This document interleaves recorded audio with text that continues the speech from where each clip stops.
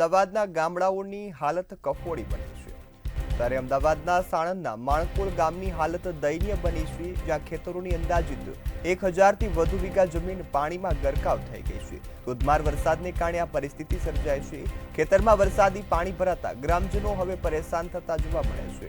ત્યારે ખેતરમાં ડાંગરનો વાવેલો પાક પણ સંપૂર્ણ નિષ્ફળ જવાને આરે પહોંચી ગયો છે અને ખેડૂતોની ચિંતામાં વધારો થયો છે।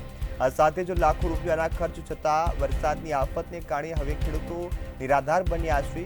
વરસાદના કારણે હવે ખેડૂતોને નુકસાન વેઠવાનો વારો આવી રહ્યો છે। સાણંદના માણકોલ ગામની આ હાલતના દ્રશ્યો છે કે જ્યાં હજારો વીઘા જમીન છે તેમાં પાણી જ પાણી જોવા મળે છે। તમામ ખેતરો પાણીમાં ગરકાવ થતા હવે ખેડૂતોની હાલત કફોડી બની છે। ત્યારે ખેડૂતોએ સર્વે કરી સહાય આપવામાં આવે તેવી માંગ પણ કરી છે।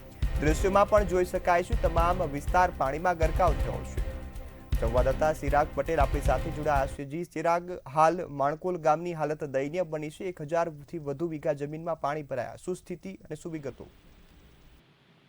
વાત કરવામાં આવે તો અમદાવાદ ગ્રામ્યના સાણંદ વિસ્તારમાં અતિશય વરસાદના કારણે ગામડાઓની હાલત કથોડી થઈ છે, જેમાં માણકોલ ગામ વિસ્તારમાં હાલત દયનીય બની છે અને તે ગામની અંદર જ્યાં ખેતરો છે તેની અંદર સાથે આશરે 1000થી વધારે વીઘા જમીનમાં પાણી ફરી વળ્યા છે અને ખેતરોમાં પાણી ભરાતા ગ્રામજનો હેરાન પરેશાન થઈ ગયા છે અને સાથે ખેડૂતોને પણ હવે એવું લાગી રહ્યું છે કે હવે આ પાકનું નુકસાન થયું છે અને સમગ્ર ડાંગરનો પાક તે નિષ્ફળ નીવડી ગયો છે અને હવે સરકાર પાસે એવી માંગ કરી રહ્યા છે કે હવે અમને વળતર આપે તેવી સરકાર પાસે માંગ કરી રહ્યા છે।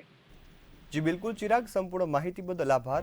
ત્યારે તમે પણ હાલ દ્રશ્યોમાં જોઈ શકો છો તમામ ખેતરો સહિત ખેડૂતોની હાલત દયનીય બની છે। લોકો હવે જે વાવેલો પાક છે તેને પણ નિષ્ફળ થતા જોઈ અને નાખુશ દેખાઈ રહ્યા છે।